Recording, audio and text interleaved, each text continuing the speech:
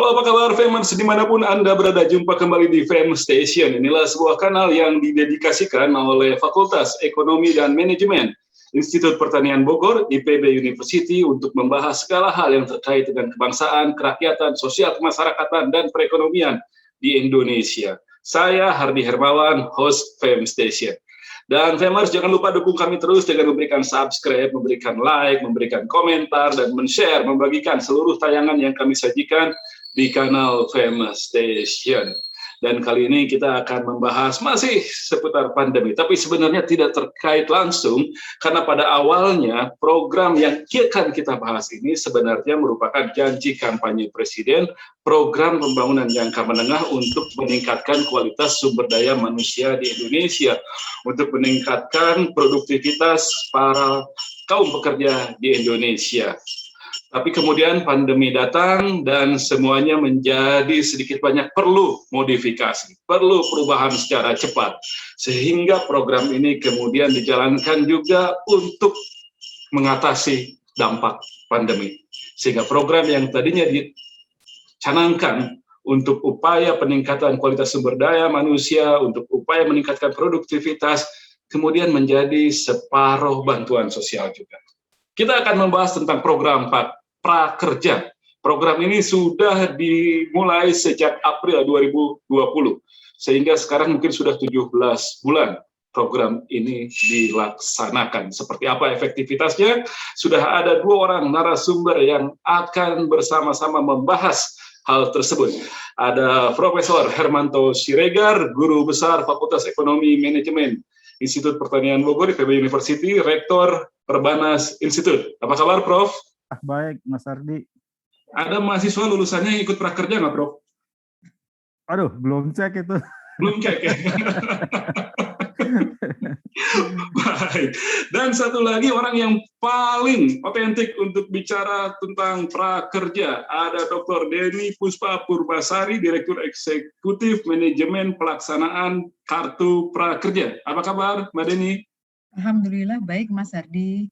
Baik ya, sudah 17 bulan program ini ya, dan sekarang udah masuk gelombang ke-20. Akan masuk gelombang 20. Akan masuk gelombang ke-20. Tapi kan program ini 6 bulanan ya berjalannya? Tidak, terus Nggak, saja continue. Pendidikannya gitu, apa pelatihannya itu sendiri? Itu semampunya si anak, semaunya si anak. Kalau si peserta kartu prakerja mengambil sampai dengan 18 pelatihan seperti yang tahun lalu, rekornya itu tahun lalu, satu anak itu ada yang mengambil sampai dengan 18 pelatihan. Nah, 18 pelatihan ini kan dia harus menyelesaikan satu persatu sebelum bisa mengambil pelatihan yang lain. Jadi ya kalau itu kan orang yang kuat belajar staminanya sehingga dia belajarnya sepanjang tahun gitu. Ya. Jadi artinya alumninya sudah banyak juga dong kalau gitu? Banyak. Jadi kalau tahun lalu 5,5 juta orang, tahun ini sampai dengan titik ini ya, ini kita sudah menambah 2,77 plus 1,6 juta orang. Jadi hampir 10 juta orang total sejak gelombang 1. Sudah menyelesaikan semua programnya itu? 98% telah menyelesaikan pelatihan. 98%? Betul. Artinya mungkin sekitar 9 juta sekian orang sudah jadi alumni prakerja? Betul, dan yang tahun ini belum bisa dibilang alumni karena dia nanti akan berakhir tanggal 31 Desember, betul. Dari 9 juta itu kira-kira bagaimana mereka sekarang? Kita kan memonitornya pertama adalah lewat survei evaluasi. Nah, survei evaluasi sudah dijawab dari yang 9 juta orang itu yang menjawab 7 jutaan. Karena ini kan sifatnya voluntary ya, mereka jawab silahkan, enggak silahkan. Nah, dari responnya tersebut, karena itu kita kemudian juga tahu perkembangannya anak-anak prakerja seperti apa. Jadi memang mayoritas dari penerima kartu prakerja itu pada saat mendaftar mereka tidak bekerja. Mungkin tidak bekerja di sini bukan dalam arti definisi yang kaku ala BPS ya, Prof. Hermanto pasti tahu, tapi dia pada saat ini mungkin bisa saja karena PPKM tidak bekerja, atau karena dia awalnya jualan bakso, tapi kemudian baksonya jadi kurang laku, kemudian dia memutuskan untuk berhenti. Nah, jadi macam-macam itu, tapi intinya adalah tidak bekerja itu penerima kartu prakerja sekitar 89%, Mas. Nah, kemudian kita tanyakan pada survei evaluasi tersebut, sekarang kamu sudah bekerja atau belum, kayak begitu. Nah, ternyata memang dari kondisi mereka sebelumnya tidak bekerja, yang menjadi bekerja itu kemudian mengalami peningkatan. Nah, angkanya itu dari surveinya selain dari PMO, dari manajemen pelaksana maksudnya, itu juga ada survei dari Cyrus Network, ada survei dari CSIS juga, yang itu juga menanyakan. Intinya adalah mereka yang semula menganggur jadi pekerja itu kemudian terjadi perubahan mungkin sekitar 1/3 orang ya, itu yang kemudian mendapatkan pekerjaan. Nah, mendapatkan pekerjaan ini ada 2 kategori, baik itu sebagai karyawan maupun kemudian sebagai wirausaha gitu. Jadi dari 7 juta 1/3 mengaku sudah bekerja, baik dia bekerja sendiri wirausaha atau ya sebagai pekerja. Jadi 7 juta itu kan yang menganggur 89. Jadi 89-nya dulu. Dari 89 itu kemudian 89 itu dari 7 juta tadi ya? Iya, 89% itu dari yang menjawab, karena ini dasarnya adalah survei evaluasi. Nah, kemudian dari yang mereka mengatakan tidak bekerja, yang kemudian mendapatkan pekerjaan, itu kurang lebihnya ya, ini angkanya soalnya berfluktuasi dari survei ke survei, itu sekitar 1/3 gitu. 1,2 juta lah ya kalau gitu.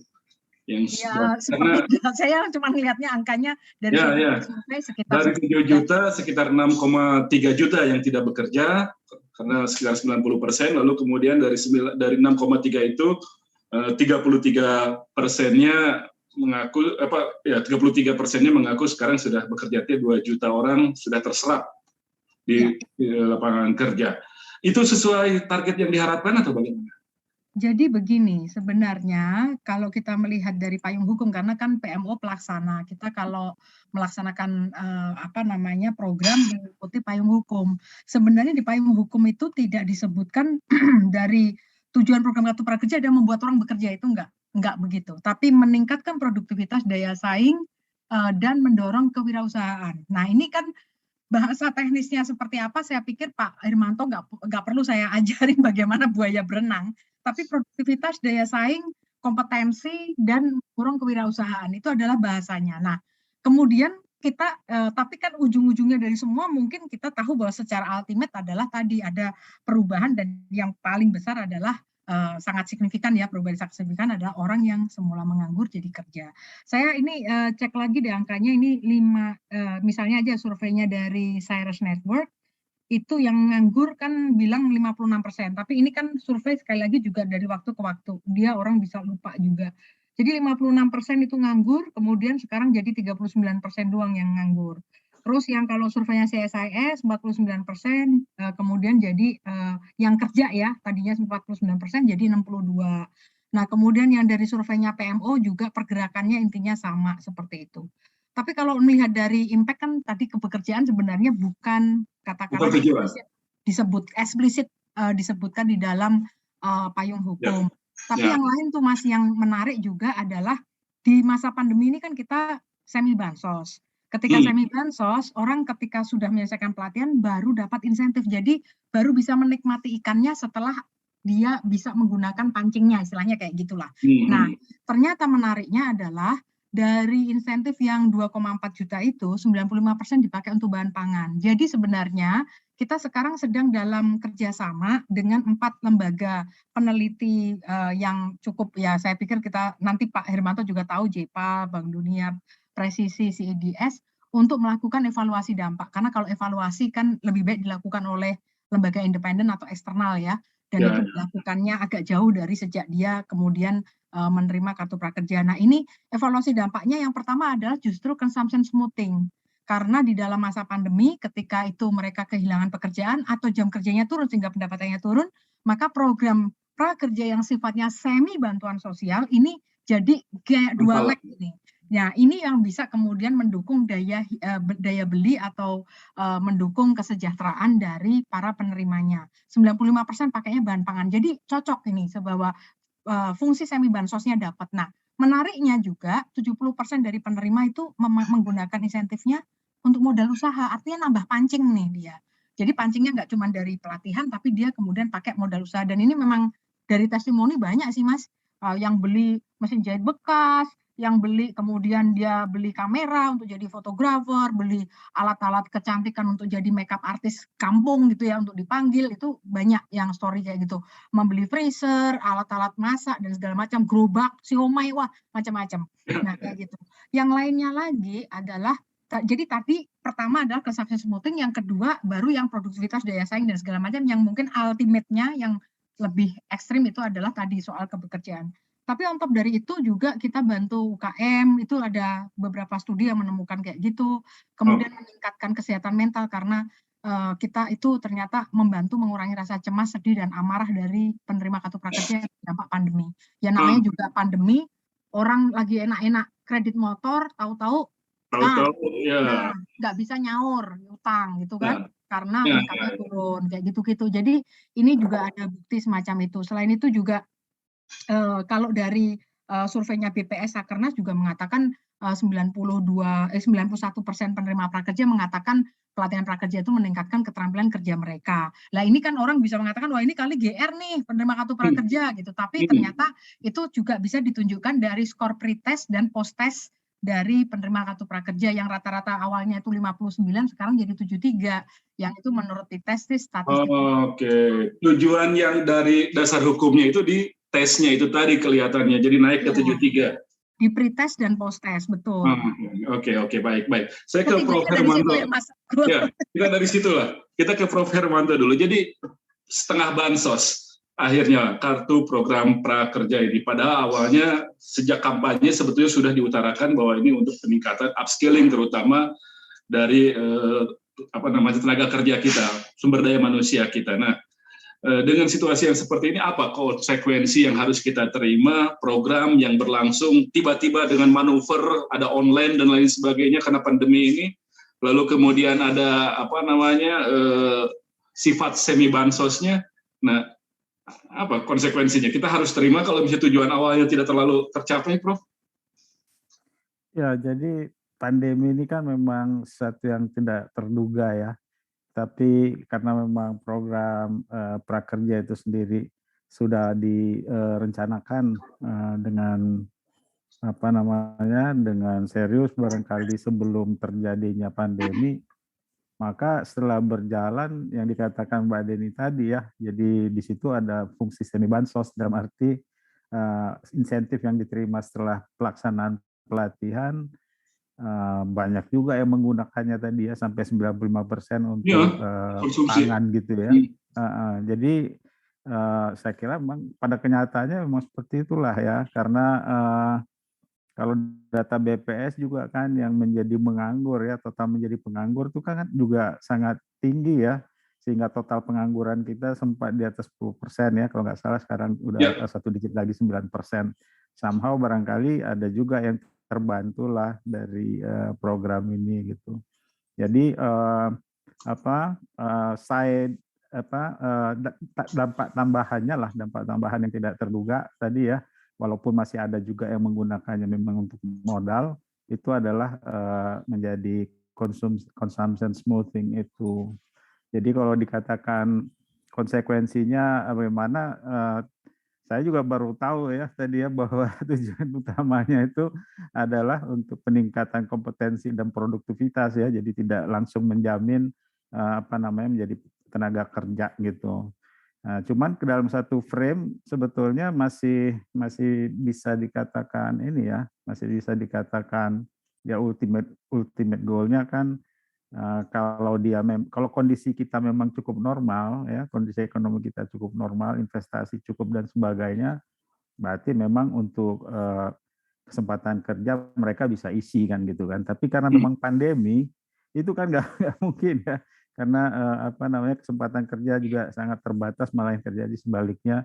Maka yang satunya lagi yaitu entrepreneurship itu yang barangkali yang mungkin lebih banyak. Oleh karena itu barangkali perlu juga itu dilihat nanti ya sama Mbak Deni dan teman-teman, kira-kira yang menjadi entrepreneurs itu berapa banyak gitu ya, yang benar-benar menjadi pekerja berapa banyak gitu. Jangan-jangan nantinya perlu suatu kebijakan yang atau pemrograman yang lebih lebih detail bahwa justru entrepreneurship-nya barangkali yang perlu gitu. Kalau saya lihat ya, daripada mengharapkan katakanlah mereka nanti walaupun kompetensinya ada ataupun productivity-nya itu bisa meningkat, tapi kalau tidak ada bukaan kesempatan kerja baru kan nggak bisa juga masuk gitu ya. Tapi kalau di entrepreneurs justru dia yang menciptakan itu gitu. Nah ini luar biasa kalau itu bisa ya.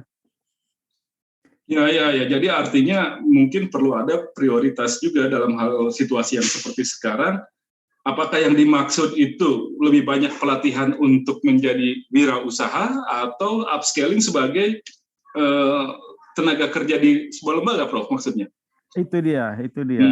Karena bahkan yang katakanlah yang kena PHK pun ya, sudah kena PHK, mereka juga barangkali tahulah kondisi ekonomi ya akan sangat susah untuk masuk lagi ya ke dalam pooling tenaga kerja itu. Akhirnya memang banting setir kan. Ada yang memang dia melakukan usaha tani ya dengan lahan yang sangat terbatas pun dia bisa akhirnya survive gitu ya. Sekarang kita ketahui kan usaha tani itu misalnya urban farming itu ya, jadi dengan lahan yang sedikit dia bisa menghasilkan sayur-sayuran ya yang memang untuk konsumsi sendiri juga untuk pasarnya juga gampang gitu ya. Bisa membuat ternak lele di dalam itu terpal ya, juga itu pasarnya bagus dan itu juga dia sebagian bisa untuk konsumsi dan seterusnya gitu. Nah, yang seperti ini kan sekarang banyak ini kalau saya lihat itu ya. Termasuk beberapa teman juga melakukan hal seperti itu gitu. Ya. Nah, tapi kalau dilihat bahwa tujuan di awal ternyata lebih banyak ke peningkatan kapasitas peserta atau kemudian juga peningkatan daya saing dari peserta, tidakkah lebih dimungkinkan kalau misalnya tujuan itu ya lebih jelas tadi ultimate-nya itu sebagai upaya peningkatan penyerapan tenaga kerja di pasar tenaga kerja, mungkinkah itu bisa dilakukan? Katakanlah kalau situasi sudah normal gitu, Prof. Saya rasa ya kalau udah normal memang lebih bagus supaya tajam ya, supaya lebih tajam barangkali seperti itu. Jadi dibuat sebuah perencanaan yang lebih eksplisit barangkali ya, berapa banyak nanti yang ujung-ujungnya adalah menjadi tenaga kerja terampil tadi ya, dan berapa banyak nanti yang menjadi entrepreneurs. Nah, kejelasan tujuan tadi secara eksplisit itu tentu bisa derive ya, diderivasi sehingga program-program apa yang sebenarnya lebih cocok lebih buat. Tentu saja juga dengan melakukan evaluasi tadi ya, istilah Mbak Denny tadi ya, trending need analysis-nya ya dari beberapa yang sudah maupun yang belum, saya kira bisa dilakukan penajaman di sana. Kemudian isu berikutnya barangkali adalah ketepatan sasaran juga barangkali ya. Saya nggak tahu, kan ada juga kita dengar ya berbagai berita gitu ya, jadi jatuh kepada yang tidak tepat, barangkali itu juga mungkin perlu dikoreksi ya ke depannya sehingga benar-benar dia ketepatan sasarannya menjadi lebih tinggi gitu. Ini masukan dari orang kampus ini Mbak Denny. Mbak Denny juga masih separuh orang kampus kok. Iya. Ya. Lalu Mbak Denny, apakah di manajemen pelaksana kartu prakerja sendiri sudah memiliki gambaran kira-kira akan seperti apa pasar tenaga kerja, karena toh pandemi sudah berlangsung 1,5 tahun, 18 bulan, dan ada kecenderungan melandai di dunia internasional, juga aktivitas perekonomian sudah mulai agak berjalan. Nah, akan seperti apa pasar tenaga kerja kita ke depan dari sejak sekarang hingga ke depan ini, dan apakah itu sudah dipikirkan untuk misalnya menentukan juga program dan strategi dari manajemen kartu prakerja ini ke depan? Iya Mas Ardi, jadi di situsnya Prakerja sejak awal itu ada statistik tentang kalau tidak salah tren lowongan pekerjaan namanya. Nah, jadi itu kita tarik baru dari 3 job portal online. Nah, di situ gunanya untuk apa? Jadi di tren rekrutmen namanya sekarang. Nah, di tren rekrutmen itu kemudian ada pekerjaan top 10 yang itu dibuka lowongannya begitu dari bulan ke bulan, dan itu bisa di breakdown sampai dengan provinsi. Nah, pada saat kita menyusun program pada tahun 2020, itu kemudian kita lihat ternyata lowongan pekerjaan itu paling banyak adalah untuk penjualan dan pemasaran. Nah, yang kedua, ya penjualan dan pemasaran. Kemudian saya lihat ya sekarang, saya nanti lupa. Penjualan pemasaran. Yang kedua adalah tenaga untuk administrasi. Yang ketiga adalah IT komputer, yang keempat keuangan dan akuntansi, yang kelima baru manufaktur atau operator manufaktur. Nah, habis itu bagian umum, hotel, restoran, logistik dan supply, desain grafis, HRD, personalia. Jadi kalau kita lihat dari statistik lowongan pekerjaan, sekali lagi ini juga baru dari 3 job portal. Apakah itu menggambarkan secara nasional atau tidak, saya tidak akan berkomentar di situ. Tapi yang jelas menggambarkan situasi saat ini kalau gitu ya. Betul, dan itu dinamis dan datanya kan selalu kita update karena kita sudah punya web service atau integrasi dengan 3 job portal paling besar di Indonesia ini. Nah, jadi kalau itu kemudian dari sisi lowongan pekerjaan, dan ini efektif loh Mas, bukan lowongan pekerjaan yang sudah tutup atau obsolete tahun lalu gitu. Oh iya. Karena kita perlu sesuatu yang dinamis di zaman digital kayak begini. Nah, yang terjadi adalah begitu kita tahu, lowongan pekerjaan seperti ini. Ini logiknya seperti apa? Karena menurut kami nih, setelah dari diskusi tim dengan para ekonom juga, bahwa satu, mau UKM, mau UKB, usaha besar atau kecil, menengah atau apa, mereka ketika memproduksi apapun, barang maupun jasa, dia butuh untuk dijual. Jadi dia butuh tenaga penjualan, pasti itu. Kedua adalah dia pasti ada butuh yang namanya orang akuntansi atau pembukuan untuk ngurusin duitnya. Nah, terus kemudian dia untuk produksi mungkin bisa si ownernya sendiri atau apalah gitu. Nah, tapi semakin dia besar, itu makin kompleks fungsi-fungsinya. Kita misalnya pakai contoh aja satu perusahaan manufaktur terbesar Indonesia. Mungkin yang pabriknya itu paling cuma berapa orang, tapi tenaga distribusi, pasca jual, salesnya, wah itu bengkelnya, wah itu nggak karu-karuan, banyak banget. Nah, disitulah mereka kemudian butuh masing-masing lini tadi. Mungkin tenaga IT-nya cuma beberapa, karena tenaga IT itu sentral ya, otak. Jadi nggak harus dihilir ya begitu. Nah, jadi kita berusaha memahami setiap perusahaan pasti butuh HRD, tenaga administrasi, tenaga penjualan, customer service. Nah, kayak begitu. Jadi saya sudah beberapa kali dalam presentasi selalu mengatakan, kalau kalian mengatakan bahwa lowongan pekerjaan pelatihan tidak sesuai dengan industri, kebutuhan industri, saya minta klarifikasi dulu, industri yang kamu maksud itu industri sektor-sektor ekonomi atau industri manufaktur?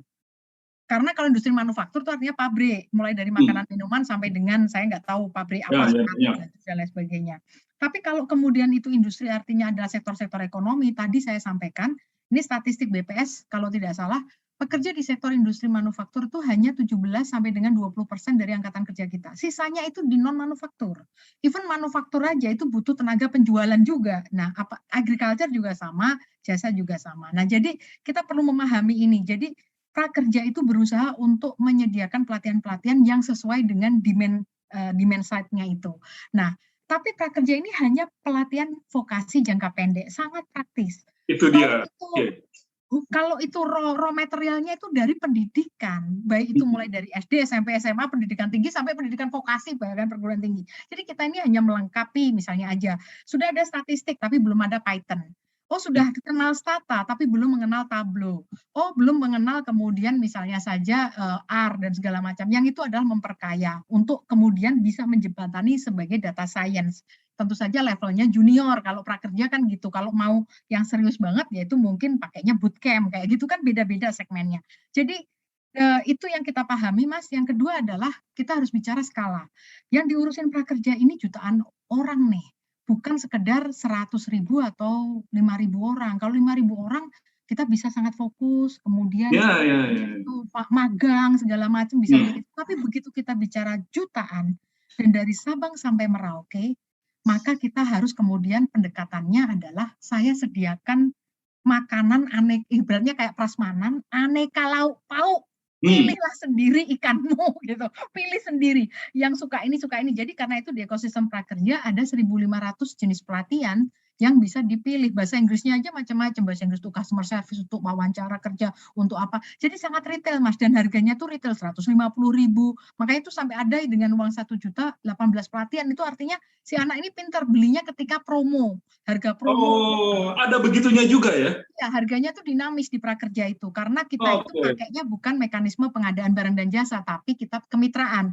Artinya lembaga pelatihannya kan sekarang 180 lembaga pelatihan. Itu yang nggak laku sama sekali pelatihannya ya ada, Mas. Ya itu salahku sendirilah. Kamu harus melakukan promosi dan segala. Jadi ini benar-benar market mechanism, tetapi bukan free market, tapi regulated market. Karena kita harus kemudian memastikan pelatihan-pelatihan itu memenuhi standar. Setiap peserta diberikan 1 juta untuk dipilih berapa pelatihan yang ingin dia ikuti, lalu dia akan menentukan mana saja pelatihan dengan budget 1 jutanya itu. Rata-rata biaya pelatihannya 150 ribuan.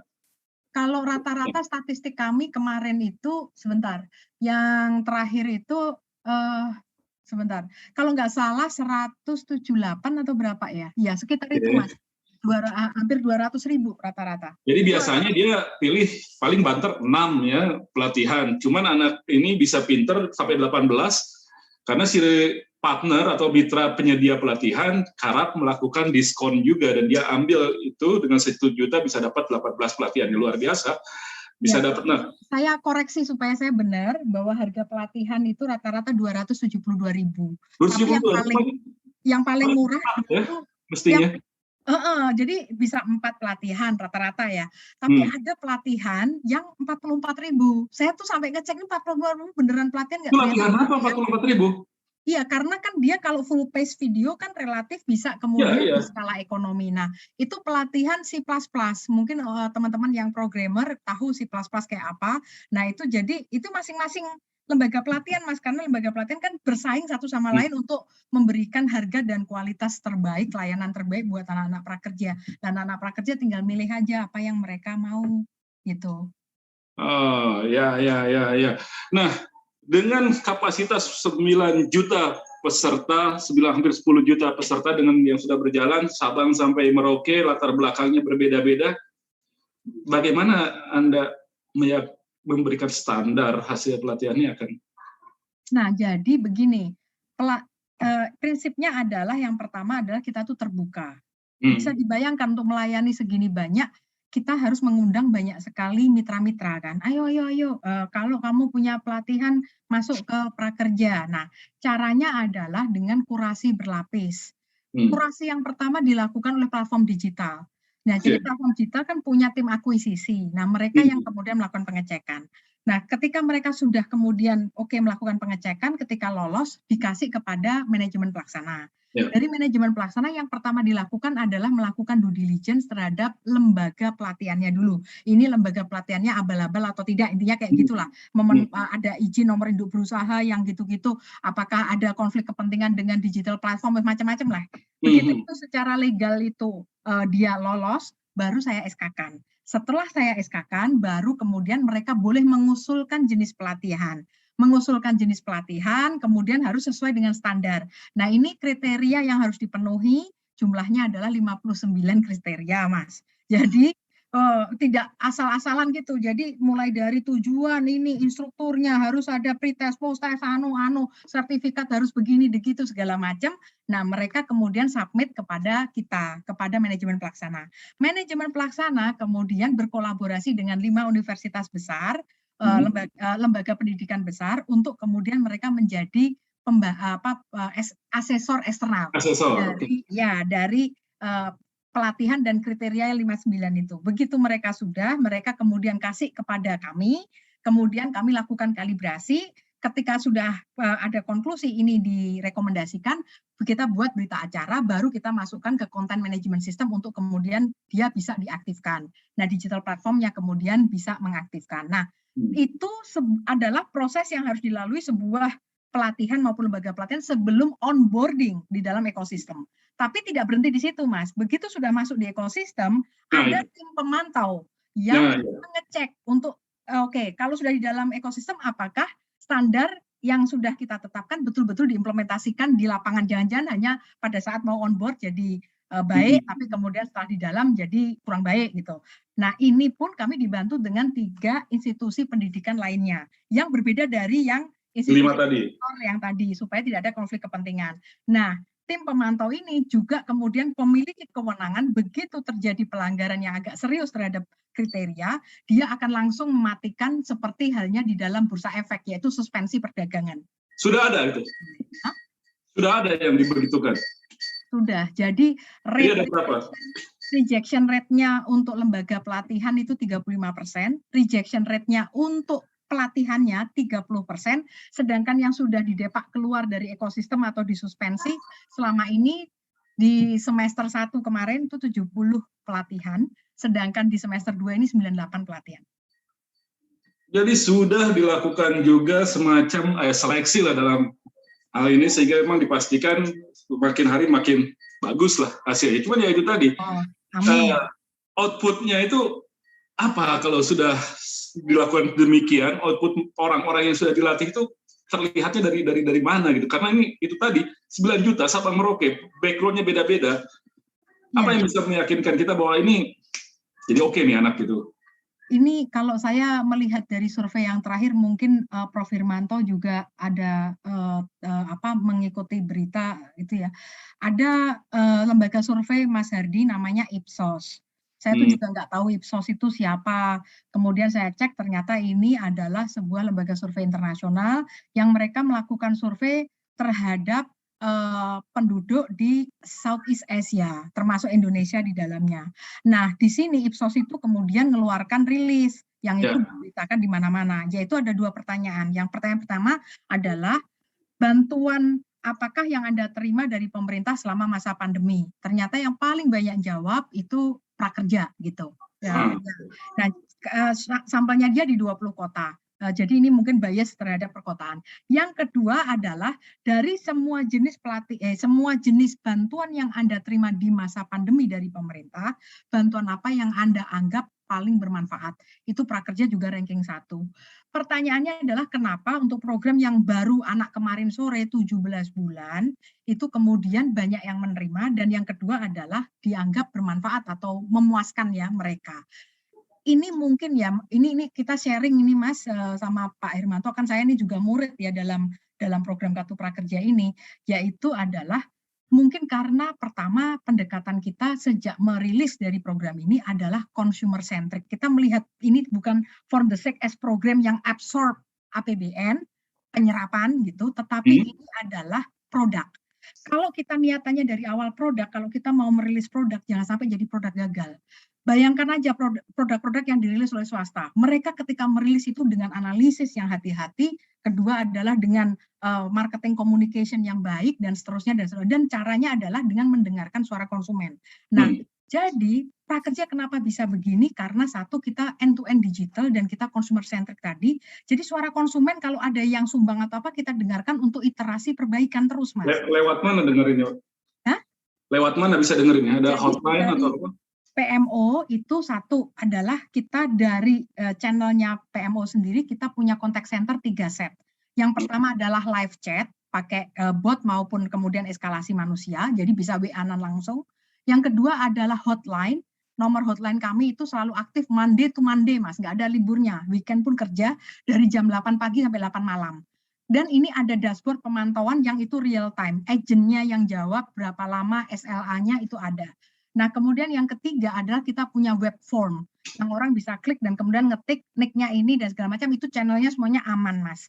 Jadi tidak akan ada istilahnya, oh ini akan jatuh informasinya ke orang lain. Jadi kita membuka 3 layanan yang sifatnya close, artinya private. Selanjutnya adalah kita juga menyediakan frequently asked questions yang itu lengkap ada di situs. Jadi orang tuh sebenarnya nggak perlu tanya, baca aja semuanya ada di situ. Yang kelima adalah kita punya media sosial aset, yaitu Instagram, YouTube, dan juga satunya lagi Facebook. Di mana di Instagram kami kita memberitahukan apapun dan kemudian orang berkicau di situ. Sehingga kita tuh sebenarnya memantau apa sih yang menjadi keluhan mereka. Misalnya aja nih, pernah tuh Mas, tiba-tiba ada spike di dashboardnya pemantauan kita dari contact center kita. Loh, kenapa ya ini masalahnya? Oh, ternyata diberitahu bahwa kita susah upload KTP. Guys, itu ada apa ya? Tim operasi cek deh kenapa itu kok sekarang ada keluhan yang meningkat secara irregular, spike gitu. Nah, ternyata kemudian oh iya ya ini ada glitch ya, namanya juga IT gitu. Pasti ada sesuatu yang harus terus dimonitor dan diperbaiki. Nah, kemudian langsung dikoreksi pada saat itu juga, bahkan teman-teman kadang-kala seringkali nggak tidur sampai dengan persoalan itu selesai, karena itu sudah DNA dari startup ada seperti itu. Jadi kayak gitu Mas, kita iterasi tanpa henti. Nah, jadi diperbaiki terus, kita dengarkan suara dari konsumen untuk kemudian konsumen juga Mas, ketika sudah beli pelatihan mereka wajib ngasih ulasan dan rating. Bintang 5 atau bintang 1, kemudian kasih ini. Nah, itu jadi feedback buat kita. Begitu itu bintang itu di aplikasi ya?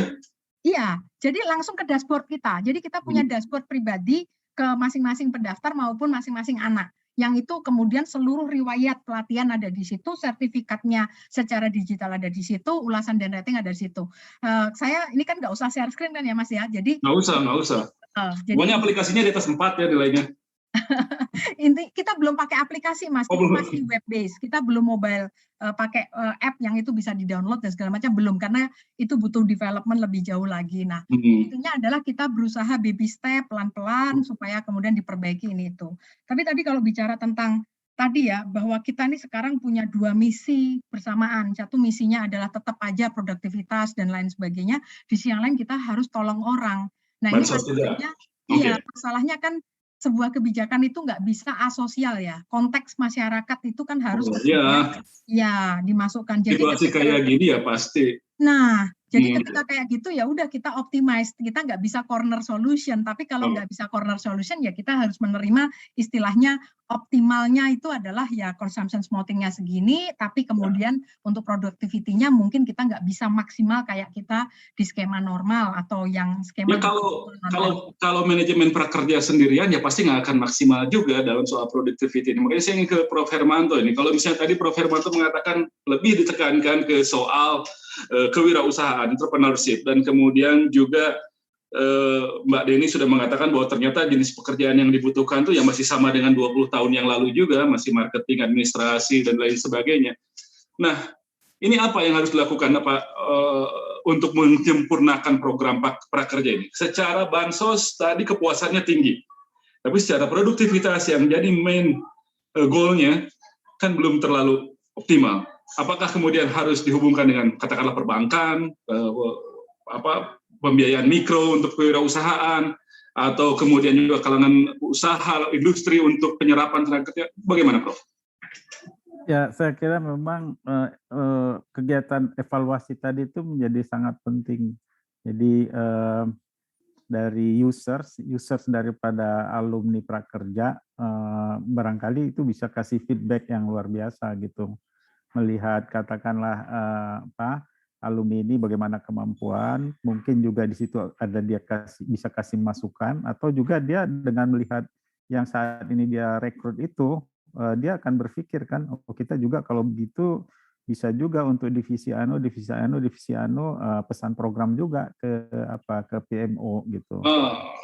Jadi itu sangat penting. Kemudian juga barangkali mungkin juga udah dilakukan atau enggak, tapi menurut saya kayak tracer itu menjadi sangat penting gitu. Jadi katakanlah senantiasa bisa di-trace setiap lulusan itu tentu dengan big data memungkinkan gitu. Jadi katakanlah beberapa waktu ke depan seorang lulusan prakerja itu dia bagaimana ininya status dia gitu ya, kemudian dari sampai bertahun-tahun harusnya bisa diketahui ya, Prof. Iya, bisa sampai T+3 atau T+5 gitu ya. T+5 ya. Di perguruan tinggi sebetulnya kita juga banyak membuat adjustment ataupun pengembangan itu kan berdasarkan tracer itu. Setelah mereka 3 tahun dia langsung tahu apa kira-kira yang perlu diperbaiki di kurikulum yang ada gitu. Kalau di sini barangkali tadi ya cukup banyak kan kata Mbak Deni ya yang course yang akhirnya nggak dipakai dan seterusnya. Atau yang ada itu mau diimprove menjadi apa gitu ya. Jadi jangan-jangan satu course tertentu bisa diimprove menjadi 2 atau 3 gitu. Itu yang tahu pasti adalah si anak itu gitu ya, dikombinasikan sama usersnya dia gitu. Jadi tracer itu tidak sekedar untuk mengetahui misalnya setelah prakerja dia berapa lama untuk dapat kerja atau berapa lama untuk bisa memulai suatu usaha termasuk startup, tapi juga sekaligus memberikan umpan balik untuk pengembangan. Jadi dari si pemberi kerja juga ada masukan ke sana ya? Iya, iya, bisa juga mungkin di connect ya, gitu ya, di connect dengan. Kalau kemungkinan di connect dengan lembaga pembiayaan, kalau yang niatnya untuk wirausaha dan lain sebagainya?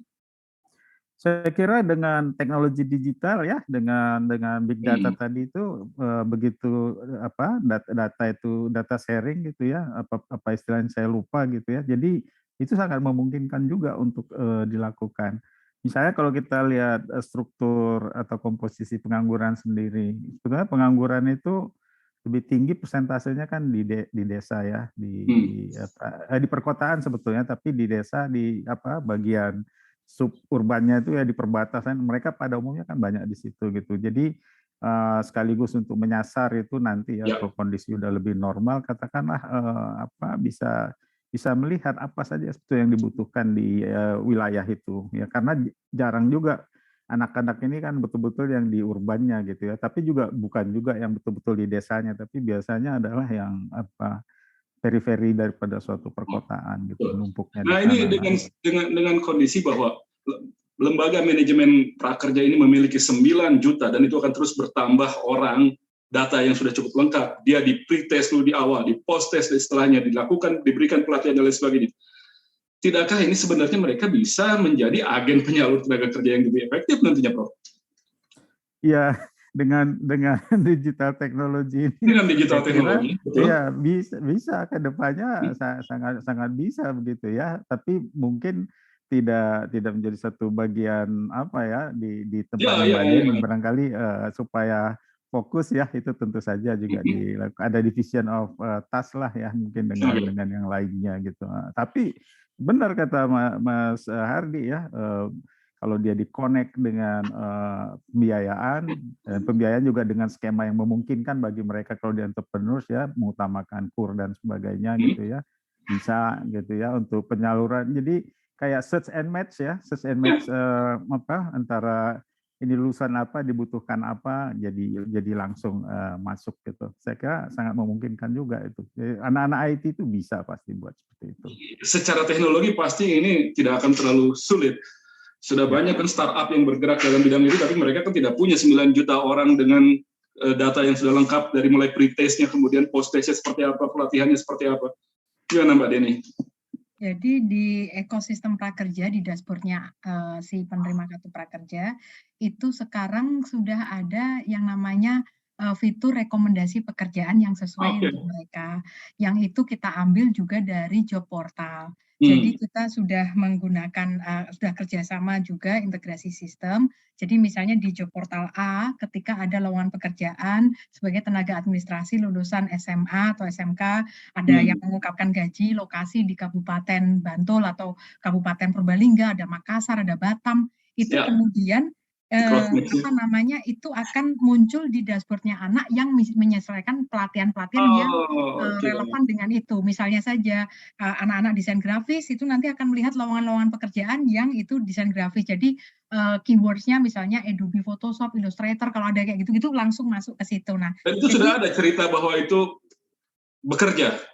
Nah, jadi sekarang ini kita baru katakanlah menarik dan ditaruh ke sana, begitu anak kemudian membaca dan klik, maka dia akan didirect ke job portal tersebut dan kemudian mereka mendaftar atau tidak, kita belum bisa monitor, Mas. Karena sekali lagi ini kan butuh development yang lebih dalam lagi. Tapi setidaknya dari PMO, kita berusaha untuk mendekatkan sisi demand itu kepada anak-anak prakerja. Dan ini bukan semua sembarangan, tapi sudah disesuaikan dengan pelatihan yang mereka selesaikan dan profil mereka. Nah, kedua adalah saya selalu mengatakan bahwa mungkin kan ini kan prakerja ini se-Indonesia Raya ya, Mas. Ya, itu dia. 214 kabupaten kota ada peserta kartu prakerja. Ya kan sayang tuh datanya keluar. Tanpa kecuali, artinya adalah ini buat teman-teman semuanya, ini kan mungkin mayoritas masih mendaftarnya itu pakai amplop coklat. Mungkin. Nah, atau kemudian lowongan pekerjaannya dari koneksi-koneksi yang dimiliki. Tapi dengan adanya seperti ini karena fiturnya kan semi bansos tadi loh, Mas. Anak-anak itu yang lulusan SD SMP pendidikannya untuk penerima kartu prakerja itu 24% loh. Dari jumlah segitu banyak. Itu kan banyak banget ya, kita bicara banyak. 2,5 juta juga ya.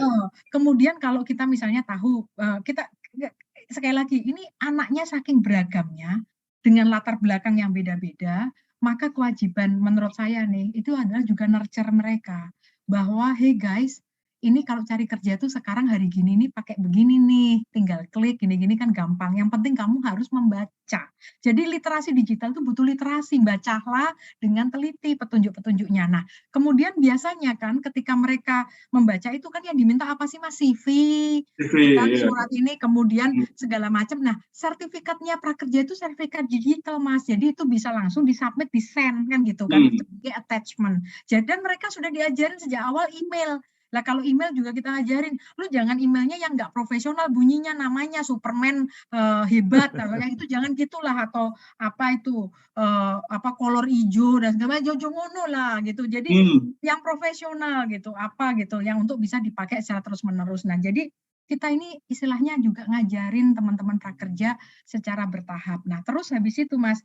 Ini 2 hari ya sejak kita kolaborasi dengan job portal ini, trafficnya mereka tuh meningkat 100%.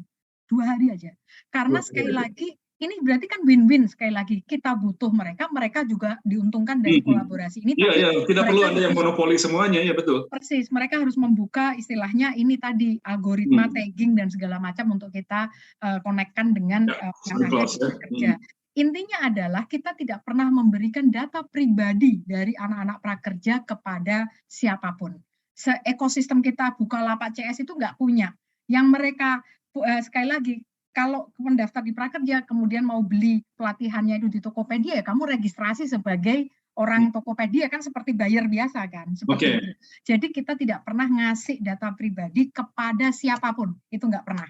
Gitu. Jadi ini yang prinsip yang kita pegang. Jadi untuk tadi mendekatkan dengan sisi demand itu kita lakukan Mas. Nah kemudian juga prakerja ini tidak hanya untuk penganggur atau pencari kerja, tapi existing pekerja karena di yang upskilling ya? Iya, di payung hukum itu disebut bahwa prakerja itu untuk angkatan kerja. Jadi bukan hanya penganggur. Nah ini jadi saya untuk upskill YouTuber boleh gitu?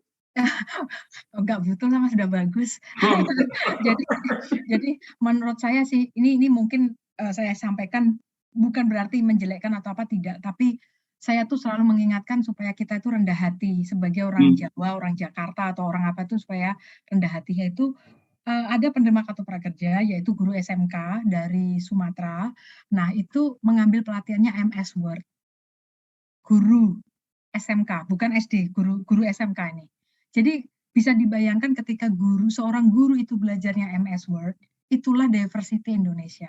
Justru ketika kita hadir memberikan pelatihan-pelatihan yang mungkin buat orang kita itu kayak pelatihan kok kayak gitu ecek-ecek, itu berarti sekali buat saudara-saudara kita yang kita belum katakanlah skillful ya dalam hal itu. Jadi pelatihan Anda memang banyak dihina benar di Twitter itu. Betul. Karena yang menghina itu sombong-sombong dan mungkin dia lulusan dari IPB sama UGM sih. Enggak itu banyak lah. IPB enggak IPB. Jadi pelatihannya yang dibutuhkan coding atau coding yang berat kayak gitu, yang bootcamp level gitu, ya itu jangan cari di prakerja deh gitu. Prakerja kan untuk bantu yang masih kekurangan. Ya. Lalu akan sampai kapan pelatihannya online terus? Kita kan nunggu, kalau kita ini kan cuma pelaksana Mas, jadi kita nunggu dari Komite Cipta Kerja. Sekolah udah mulai PTM. Betul. Nah, jadi intinya adalah dari Komite Cipta Kerja sudah menyampaikan supaya kemudian pada semester 1 tahun 2021 pelatihan offline ini bisa kemudian mulai di semester 1 2022, sorry. Oh, 22. Nah, tapi apabila kondisi itu memungkinkan seperti itu. Karena sebenarnya sekarang ya. Iya, kita persiapan Mas, tapi kita harus kemudian juga catat dengan baik-baik bahwa pelatihan offline itu kan mahal. Yang kedua, penetrasinya tidak sedalam digital. Nah, kalau kita misalnya saja dilahirkan sebagai anak Yahoo Kimo dan pelatihannya itu misalnya adanya di Jayapura, kita harus meninggalkan kota, keluarga, pekerjaan, mengeluarkan biaya transportasi. Ya, jangankan di situ lah. Dari kecamatan apa di Bogor harus ke Bogor aja ya lumayan. Iya, dan apalagi kalau pelatihannya itu 1 bulan atau kemudian 3 minggu itu kan biaya hidupnya mereka ngekos dan segala macam kasihan Mas. Jadi Komite Cipta Kerja mengatakan bahwa pelatihan online itu akan selalu ada di ekosistem prakerja. karena itu sebuah jalan keluar untuk merekatkan Indonesia untuk catching up daerah-daerah, terutama teman-teman kepulauan. Karena ini yang menarik ini Prof, dari surveinya BPS Sakernas itu kan ditanyain motivasi Anda dalam mengambil program itu apa, program prakerja gitu. Ternyata yang ada yang menjawab 100%, 80% itu adalah motivasinya itu untuk pelatihan, itu adalah provinsi-provinsi timur. Papua, Papua Barat, Maluku Utara itu benar-benar niatnya mau nyari ilmu gitu ya. Exactly. Karena mereka nggak dapat selama ini di sana. Nah, jadi dari testimoni-testimoni itu mereka mengatakan, Bu, kalau saya itu orang dari Ternate Utara sana itu jauh itu bilang, Bu, kalau kami kemudian harus ke Ternate, Bu, segala macam, ini gimana biaya dan segala macam mana bisa. Nah, jadi justru mereka terbantu sekali dengan pelatihan ini, walaupun sinyalnya gelap-gelap, itu ya Mas ya, biakpat kayak gitu, tapi still mereka itu masih bisa mendapatkan akses pelatihan itu, mereka sudah thankful banget dengan itu. Banyak sih testimoni yang positif itu, ada cleaning service yang jadi master control room dan jurnalis, kemudian ada satpam yang kemudian kerja sebagai apa itu namanya yang membuat iklan untuk diskon-diskon itu ya dan dipasang di situs gitu, padahal dia pendidikannya SMA. Ada kuli batu yang kemudian kuli bangunan yang kemudian jadi ikut pelatihan K3 sekarang jadi pengecek menara arah BTS. antena BTS ya kayak gitu. Saya pikir ini kan semuanya kuncinya keberhasilan ada di anak-anak prakerja sih. Kalau mereka belajar terus, usaha betul ya mereka menurut saya opportunity-nya ada. Dan kalau kita itu istilahnya nggak kompetitif di perusahaan besar, ya kita harusnya mendaftarnya untuk awal starter ya di UKM. Kalau kita di kota besar kurang kompetitif, ya kita cari di kabupaten.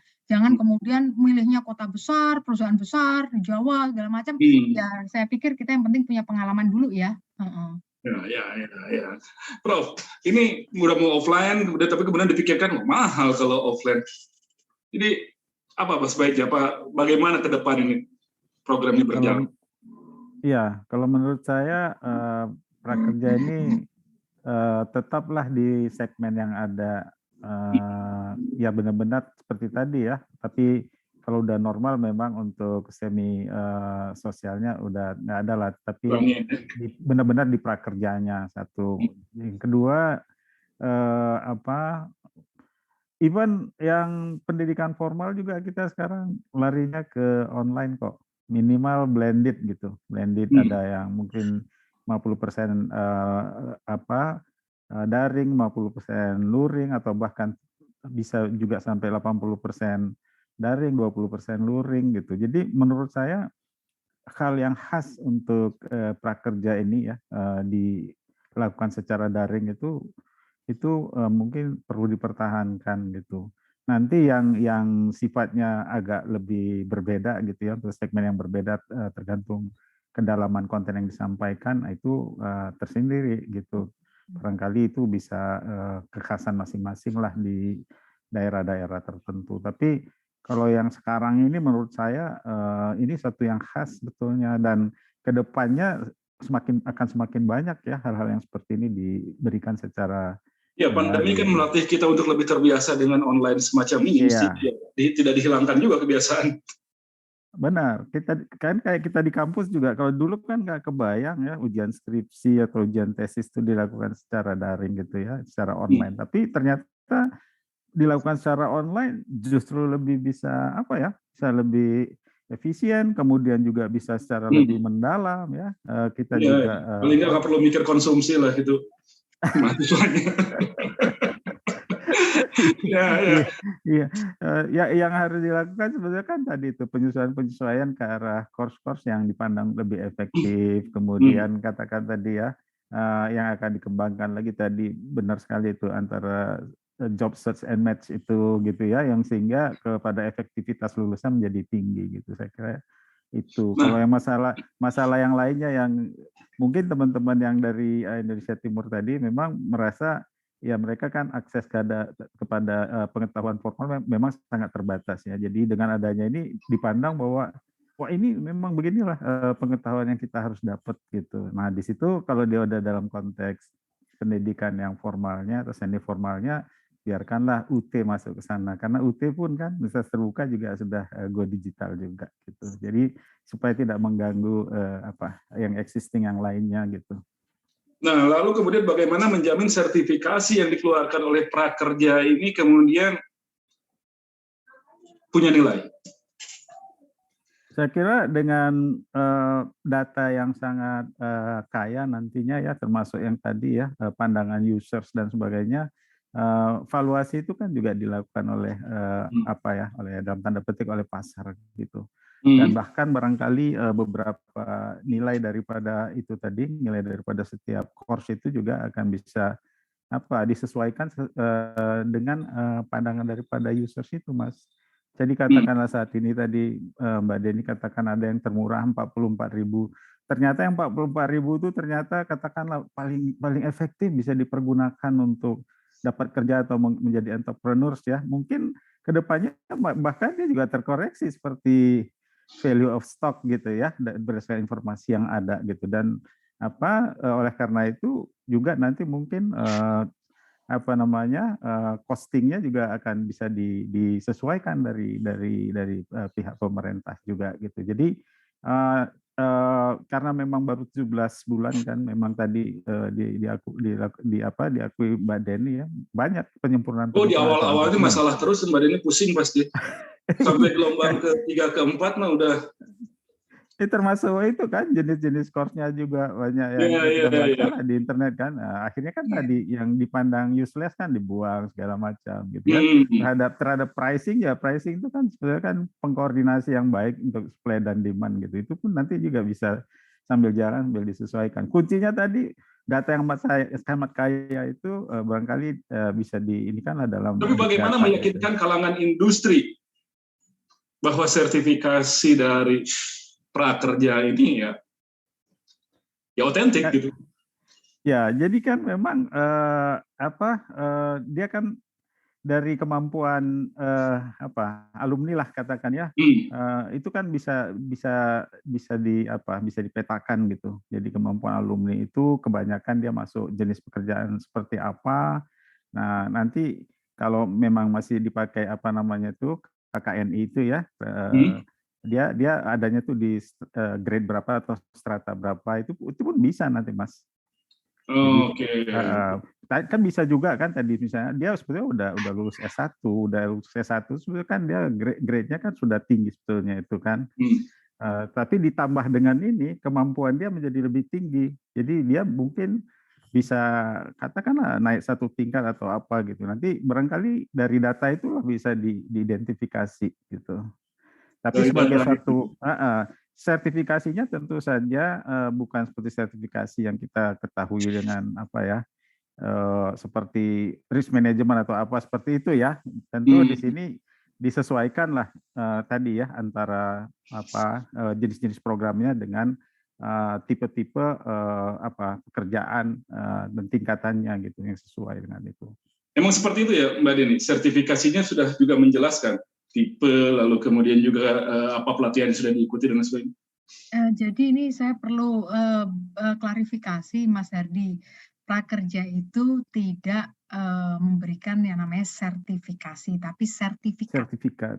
Oke, sorry. Kalau sertifikasi itu sertifikatnya nggak bisa dibawa ke bank juga tapi. Ya. Nah, jadi ketika itu sertifikat, kenapa sih kita wajibkan sertifikat? Saya pikir ini Prof. Firmanto juga pasti tahu bahwa sertifikat itu adalah instrumen untuk signaling kepada employer yang tidak tahu tentang karakteristik dari para pendaftar.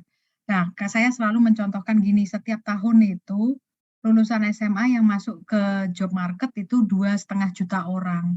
Nah, mereka apalagi di masa pandemi pasti banyak yang mungkin nggak bisa melanjutkan kuliah, langsung kerja. Nah, ketika mereka kerja, itu modalnya pasti kan sebagian besar hanya ijazah. Ketika ijazah itu kan bunyinya se-Indonesia kurang lebih sama. Bahasa Inggris, matematika, dan lainnya.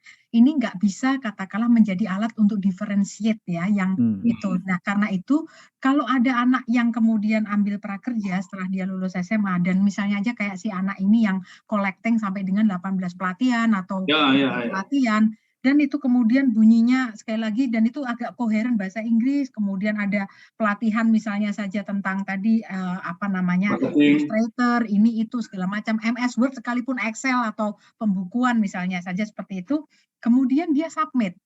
maka di mata HRD, ceteris paribus, pasti dia akan mendapatkan skor lebih tinggi karena setidaknya mensinyalkan karakteristik dia seorang pembelajar.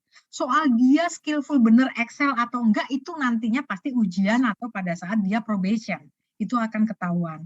Nah, jadi saya rasa fungsinya adalah pertama itu. Yang kedua, fungsi yang lebih ringan lagi, Mas, yaitu memaparkan ya, supaya anak-anak itu terpapar yang namanya pelatihan. Karena BPS mencatat 90% dari angkatan kerja kita tuh seumur hidupnya nggak pernah ikut pelatihan.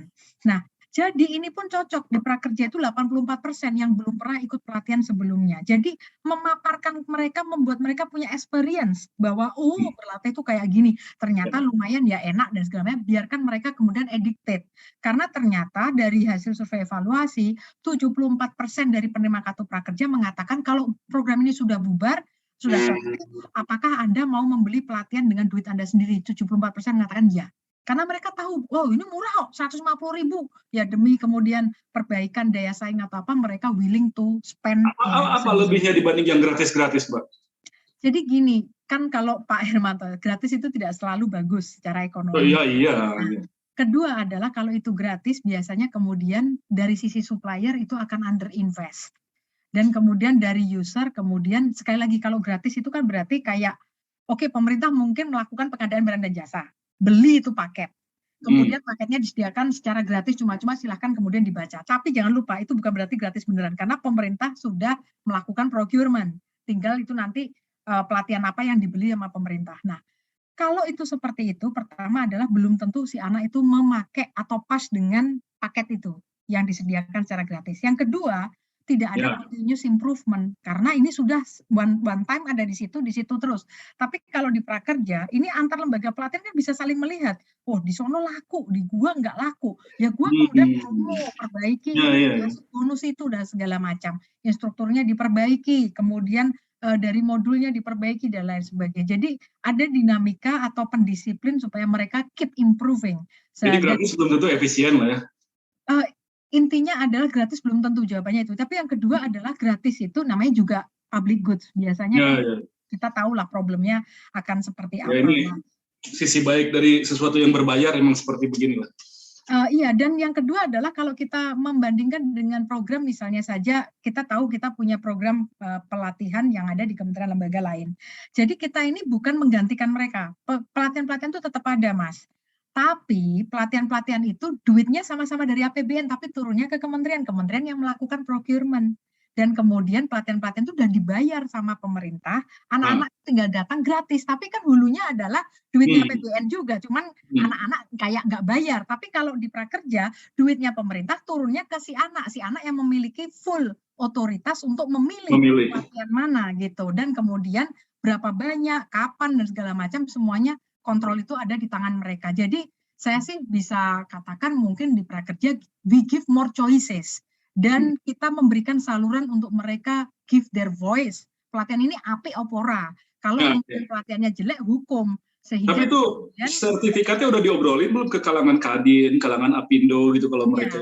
Jadi kita punya kerjasama juga sama Kadin, sama Apindo. Tapi begini, saya pikir Indonesia ini negara besar. Kita nggak harus mikirin industri-industri kayak yang sudah masuk. Ya, yang selalu top of mind-nya kita. Anak-anak prakerja ini kan... Tapi kan yang Anda sebutkan 5 pekerjaan itu kan ada di bawahnya Kadin Apindo semua, marketing, segala macam. Bukan Kadin Apindo, Mas. UKM juga butuh, Mas. Kalau beberapa PT yang saya sebutkan ada di job portal, kita nggak pernah dengar. Tapi mereka mencari penjahit. Bahkan mereka mencari guru gambar. Dan itu ada di PIK loh. PIK Jakarta tuh cari guru gambar. Di Cakung ya? Iya, artinya adalah kita jangan selalu berpikir perusahaan-perusahaan yang listed di BEJ itu, yang itu adalah itu cuma 400 semua.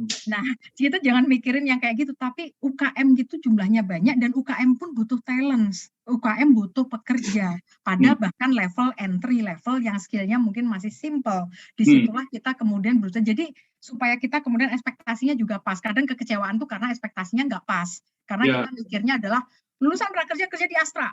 Lulusan prakerja kerja di Gojek, Pertamina, di BUMN, wah iya. Nah, gitu. Tapi ini saya sampaikan ini kisah sukses yang saya juga baru tahu nih.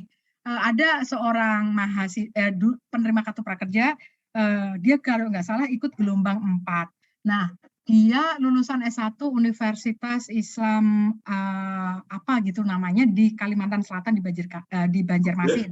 Kemudian dia mengambil jurusan IT. Habis itu setelah lulus dia kemudian merantau ke Jakarta.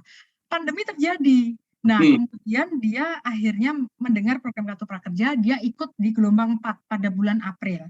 Dia ngambil pelatihan, satu adalah pemrograman web dasar oleh Decoding, itu 30 hari penuh secara online, 32 modul. Nah, itu kemudian dia mengambil pelatihan kedua adalah pemrograman berbasis Android. Nah, setelah dia menyelesaikan pelatihan ini, dia pada bulan Juni itu sudah diterima kerja dan dia melampirkan sertifikat prakerja. Nah, kemudian sekarang ini si anak ternyata sudah bekerja di anak perusahaan Pertamina. Ini sekali lagi bukan prakerjanya hebat, saya kira enggak. Prakerja itu hanya memfasilitasi, tapi sisanya itu tergantung si anak. Kalau si anak kemudian pelatihan online cuma di gini doang, nggak dicatat, nggak ya, anak itu tangguh lah, dari Banjarmasin berani merantau ke Jakarta sendiri, lalu pandemi dan lain sebagainya, ya top dia. Saya bilang top sih ini anak, saya bilang ih kamu gitu, saya tak, dan ini sekali lagi bukan dari universitas. Terus mau direkrut prakerja juga? Enggak usah, biar di sana aja. Nggak usah direkrut di prakerja juga, biar di sana aja. Biar mereka itulah cari pengalaman di luar, jadi bagus.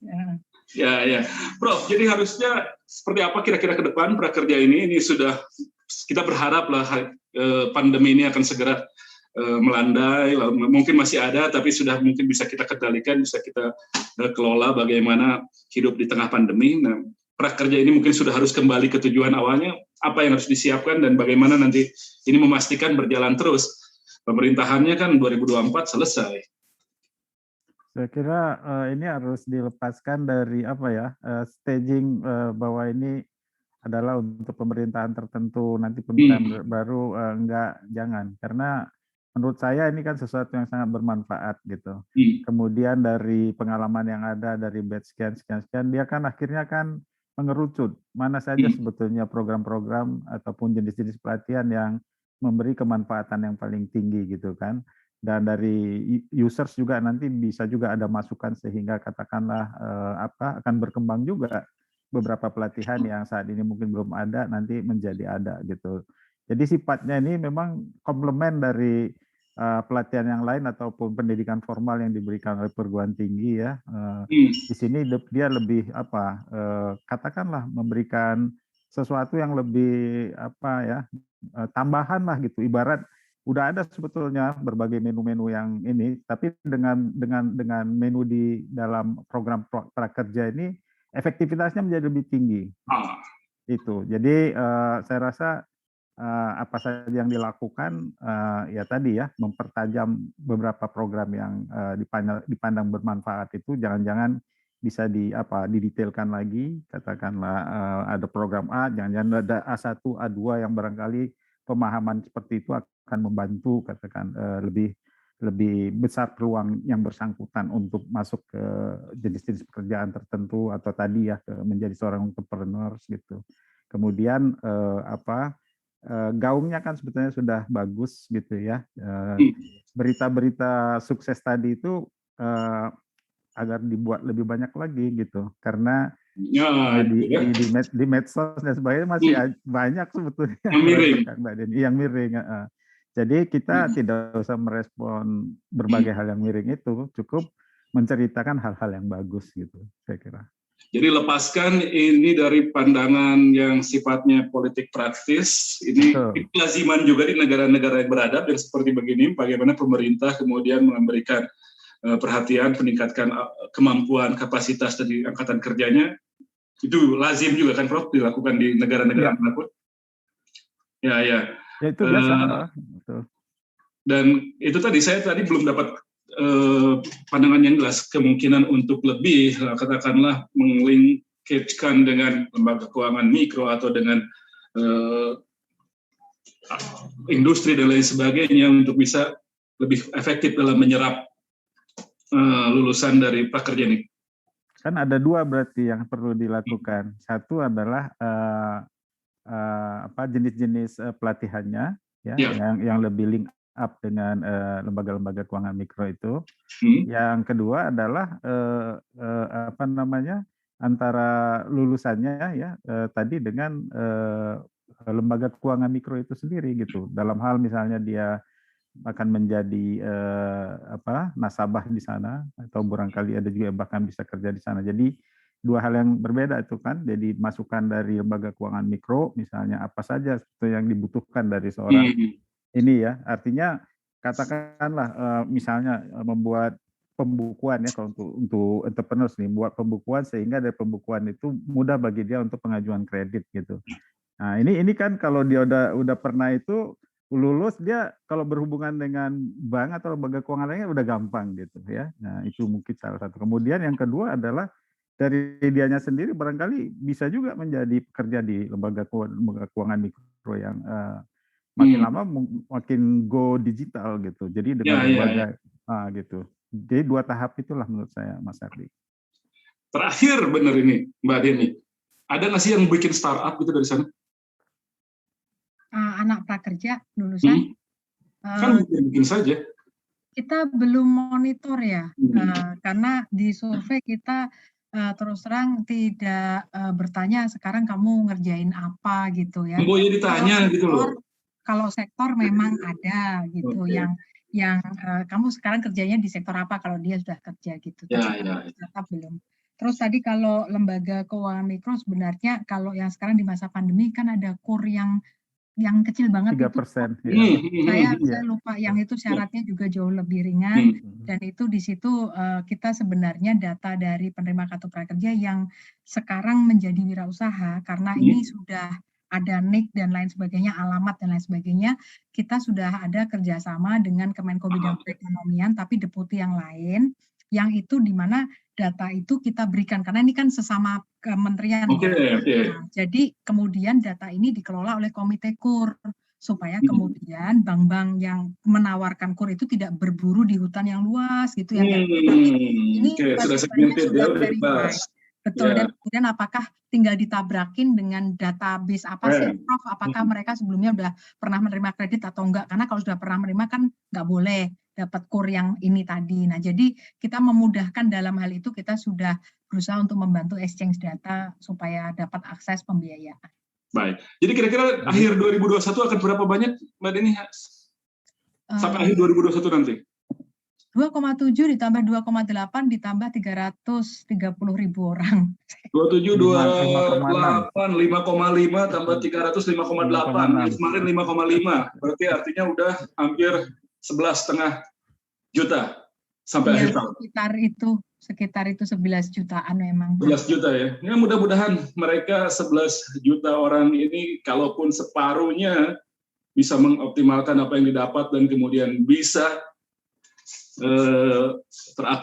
teraktuansi dalam pendapatan, dalam pekerjaan, maka itu pasti bisa menolong sebagian problem perekonomian di Indonesia.